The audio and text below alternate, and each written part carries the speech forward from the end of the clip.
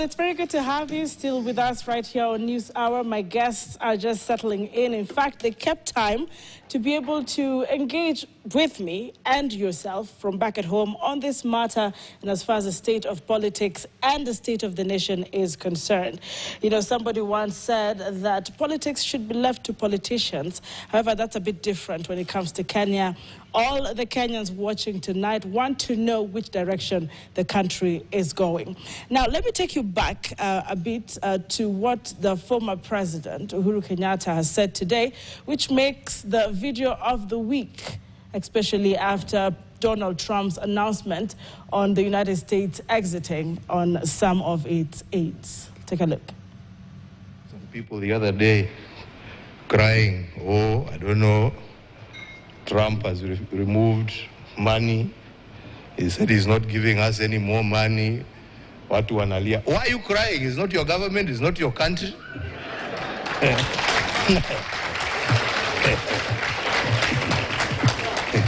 He has no reason to give you anything.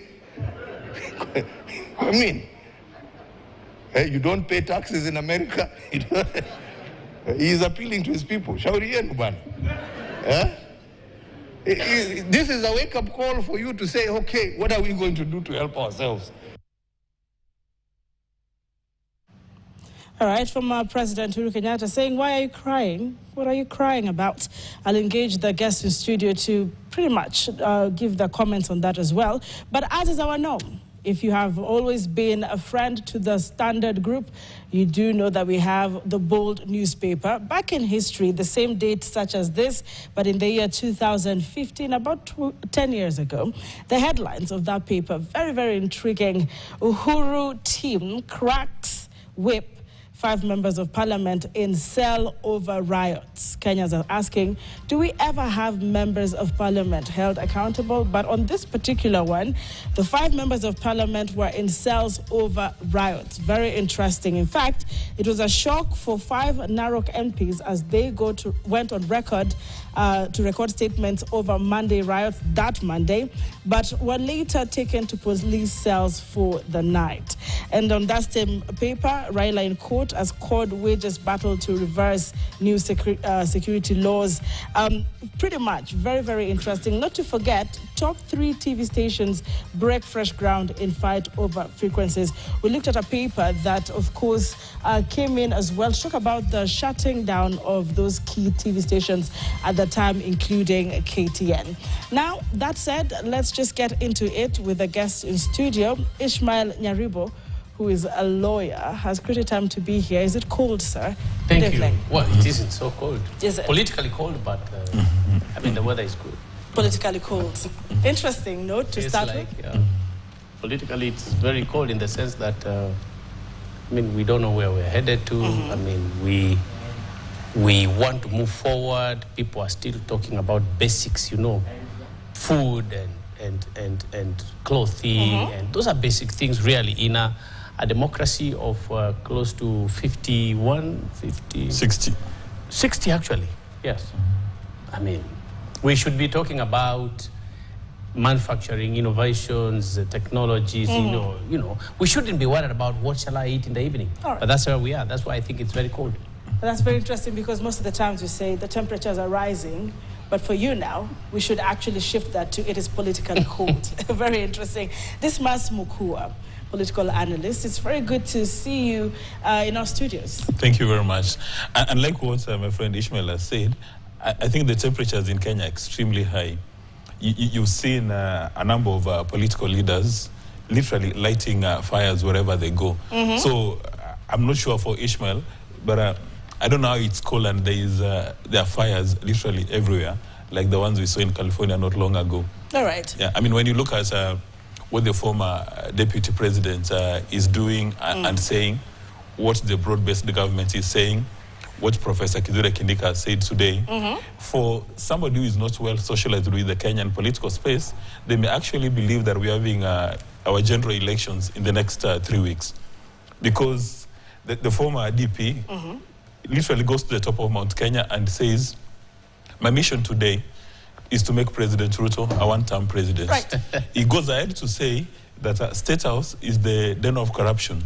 But what he doesn't say is that he was the deputy president for 2 years. Now, a rational Kenyan would ask one question. When did the former DP experience the Damascus moment?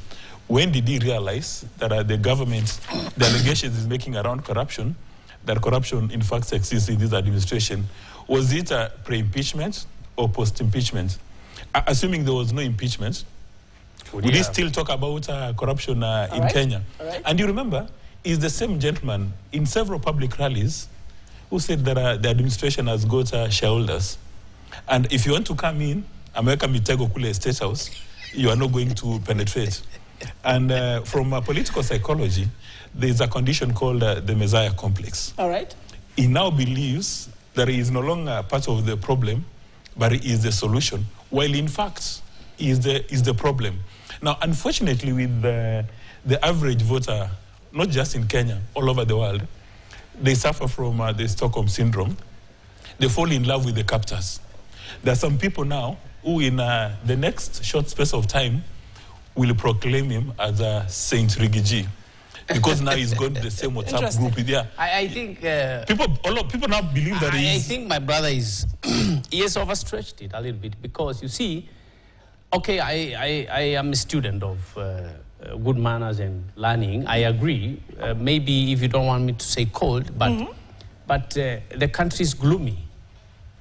Really, it may not be the same words, but it's gloomy. I mean, the entire country? The entire country is gloomy because, you know, let me tell you what, and I want to be understood. I speak in context. I am not sent by Rigathi Gachagua, but the tone and the tempo he has come into the political space after impeachment is what Kenyans want.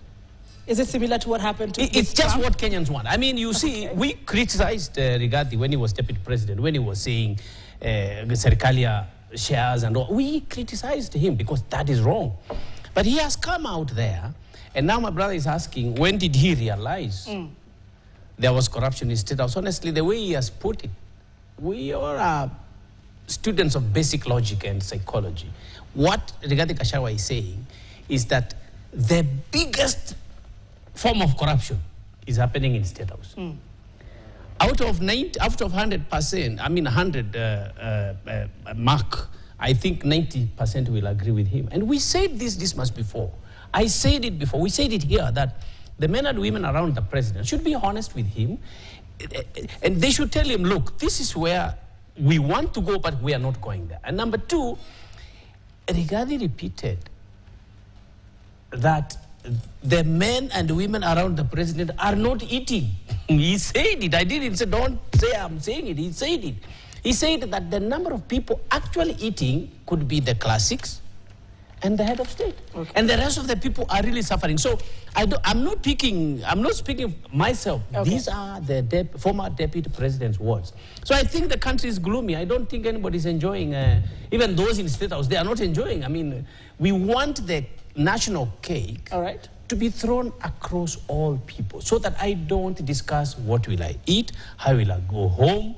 Those basic things should never be discussed in a 61-year-old democracy. Nyaribo, the same deputy president you're speaking about, just recently, I think on the 25th January, just Saturday, the CS Aden Duale was giving his remarks on why Deputy President Rigathi Gachagua was impeached. In fact, if I quote him, he said Gachagua was impeached because he was fueling tribal politics, adding that the former deputy president controversial traits made him fall out with Ruto, including saying that he was incompetent and doesn't understand anything. I mean, some of these remarks sometimes are very heavy, but speaking of fueling tribal politics, let's talk about that. He did that. I agree entirely that before he left government, he was too much focused on Mount Kenya, and speaking as a honest human being, that is not correct. When you galvanize a community so that you whip emotions and show how the community is suffering, because there is no community in Kenya that is not suffering. So when you eliminate, I mean, you remove, you separate the Mount Kenya, and to be honest, that simply means Kikuyu and part of Meru and Tharaka Nithi and all that. But really, it's understood to be Gema. When you separate them like that, it is wrong. But we have done that previously. Okay. Nyanza has gone separate, and they have said that Nyanza is suffering, why we don't have roads, which is factually correct. Okay. So out of all these things, I think we should agree as a country that we should develop the whole nation, not just in Wajir. And speaking of Duale, I don't want to go that direction because, I mean, these are the people who started from Bomet, calling people, country, Mamayako, or then there's another one now. You know, really, I think the main issue about the country where we should objectively focus is how do we get people out of this, you know, small, basic stuff. Sorry, and then you heard Rigathi Gachagua coming out very bitter.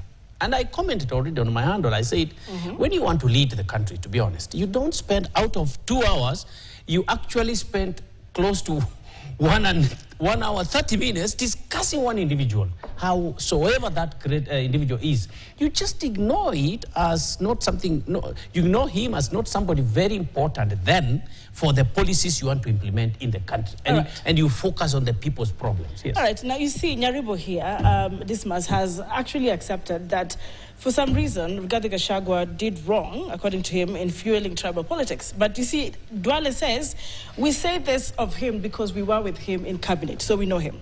What different is it when Rigathi Gachagua says, I know this of what is happening in State House, because I worked there, and I worked with the president?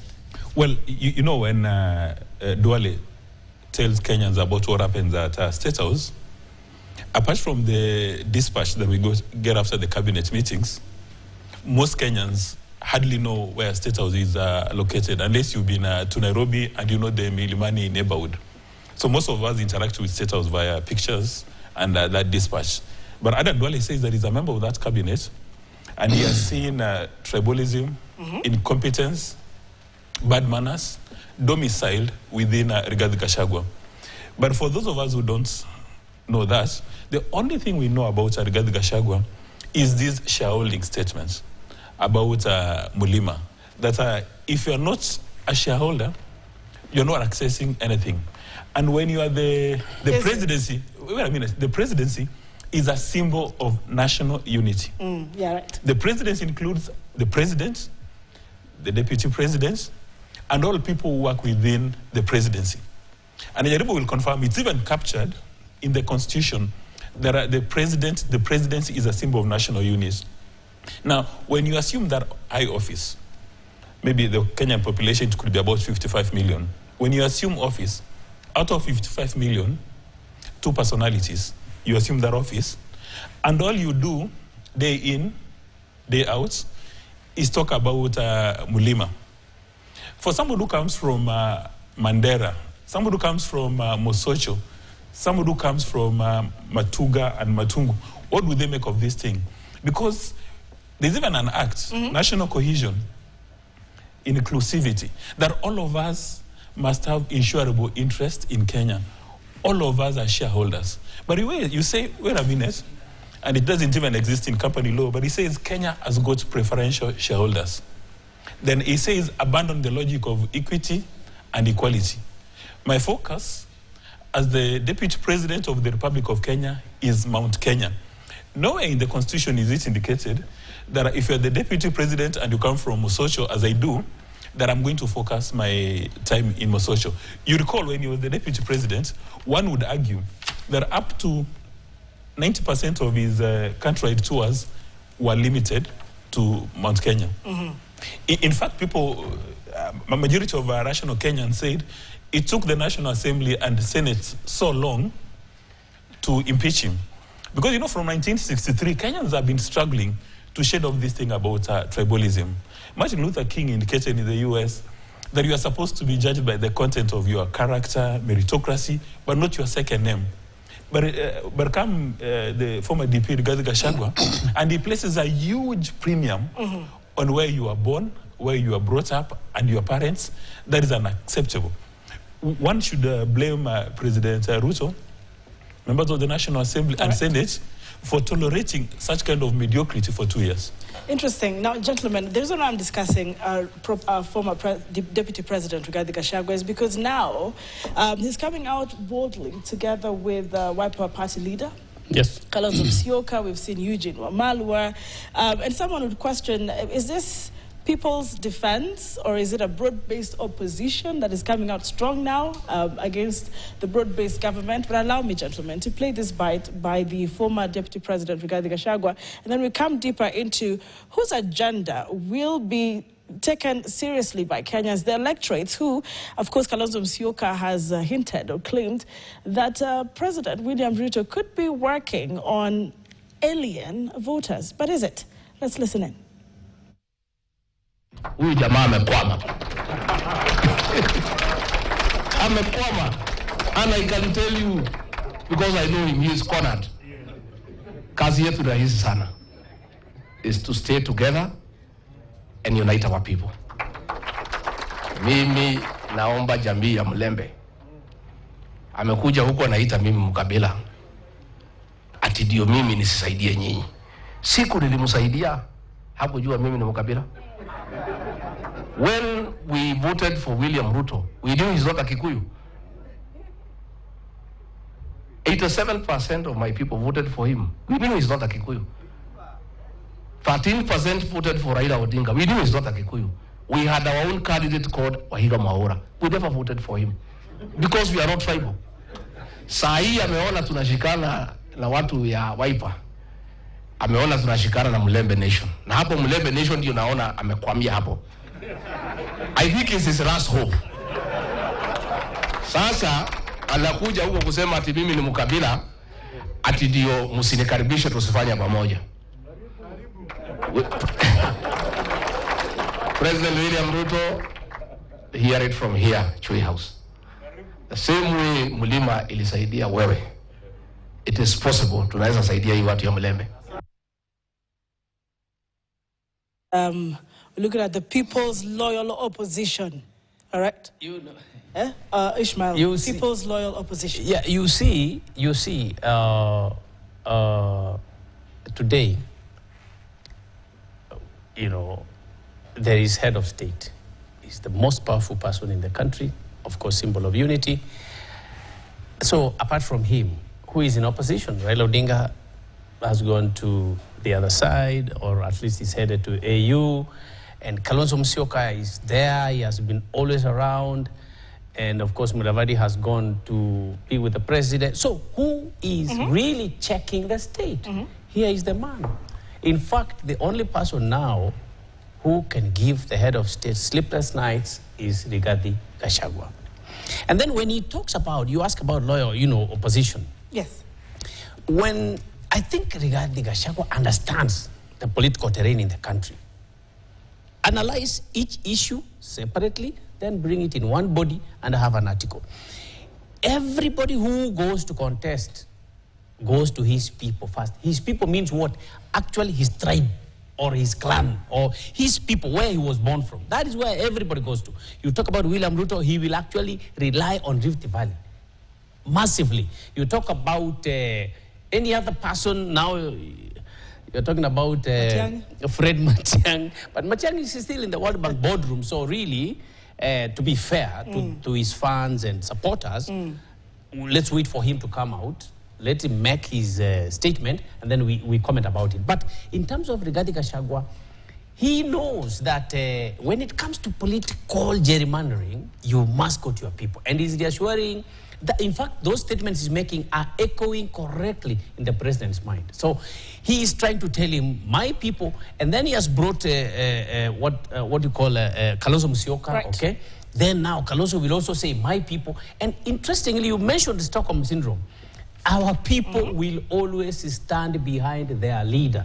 And now he's trying to pull Eugene Wamalwa so that now we can also have the Luhya Nation as a voting bloc. So I think it's not good just to be like I support or I don't support. It's good to give a honest view. This guy understands William Ruto and this guy understands political terrain of the country.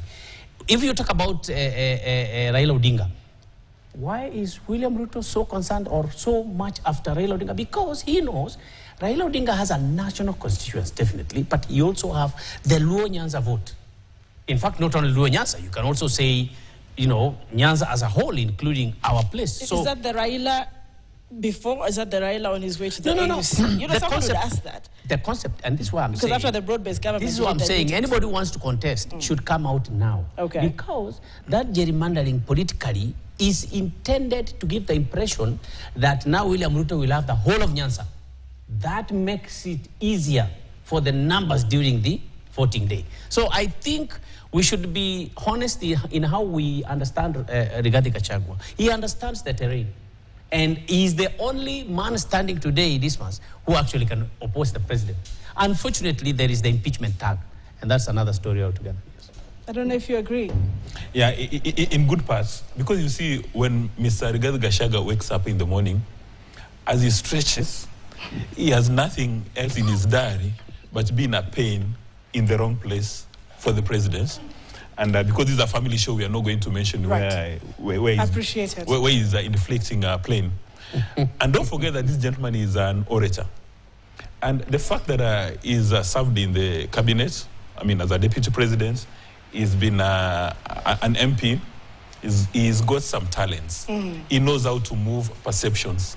He knows how to influence opinions. And more important, he knows how to grab headlines. I can almost bet my head that for the next 3 years, Rigathi Gachagua will be a talking point every single day. Either he's setting the news agenda and Professor Kithure Kindiki is coming back, trying to clean the tables, or he's just causing a nightmare. But where Kenyans must come in is to exercise urgency. And if they do that, they'll establish 3 facts. That number 1, Mr. Rigathi Gachagua is trying to nationalize personal problems. He has personal issues with the president. We have no idea of the source of that incompetence, these corruption allegations. When he started talking about shareholding, nobody quite knows. But he wants Kenyans now to buy shares in his tribulations. You remember initially he told us that there are shareholders in Kenya. But now he wants people to become shareholders in his tribulations. So he wants to nationalize his agenda. And because he's been very close to the president, because he's been at the National Assembly, when he comes and he speaks about corruption and everything else, probability of naive Kenyans believing him is extremely high. Yes. And because he's got this talent, he's got the gift of moving masses, he can easily do that. Number 2, my friend here, Ishmael, decided to dodge a bullet you did ask about Matiang'i. Whether or not he works at the World Bank, but politicians have been saying, Jeremiah Kiuna said, wait a minute, he's our presidential candidate. Now they're saying that there's going to be a Matiang'i effect. These are the same people who spoke about Karua effect. That when Karua is the running mate to Raila Odinga, she was going to shake Mount Kenya and fruits are going to fall. In fact, if you go to Matiang'i's village, you are better off talking to Governor Ongwae. If you want to shake votes in Kisii, you better speak to Governor Ongwae. But now making progress, because Rigiji has got talent, has got capacity and competence to rock the boat. The only saving grace for President Ruto is to deliver on his manifesto. You remember he told us, Pesa Mfukoni, if he delivers on his manifesto and then Kenya Kwanza abandons policy dissemination, they start doing policy communication. Because right now, most of the officials of Kenya Kwanza, they tell us we are doing this, without consulting citizens, without consulting partners, and without consulting stakeholders. And we can maybe take 3 examples. All right. For instance, we have the national vaccination being launched tomorrow. Majority of our products, we are not able to access international markets because we don't have these vaccinations. You know, the European Union, traceability, UK, US. Now, if you successfully do these vaccination, it's going to translate to wealth and employment creation. And maybe President Ruto now is lucky that he's got Mutahi Kagwe and Jonathan Mweke who can drive that campaign. So that people understand that when you've got your 3 cows back in Mosocho it can be efficient and effective. Right. Then there's been another signature event like economic diplomacy. Under Musalia Mudavadi, we have so many bilaterals signed all over the world that they're now positioning Kenya as an FDI destination, creating employment opportunities for Kenya outside, and also growing our export markets. But if you do not communicate those things efficiently, it's like winking at a girl in the dark. You know what you are doing, the girl has no idea. In the morning, you have red eyes. All right, very interesting. Allow me to take a short breather, gentlemen. And, you know, you've just reminded me how Kenyan politics works. Are political coalitions, alliances, just vehicles, and how often do they change? Remember NASA? You remember Vitu, Mwanzo Mpya, some songs were played here and there. Earthquake 1, Earthquake 2, which is the next one come 2027. We'll take a short breather. It's even going to get either colder or hotter in studio. We'll be right back.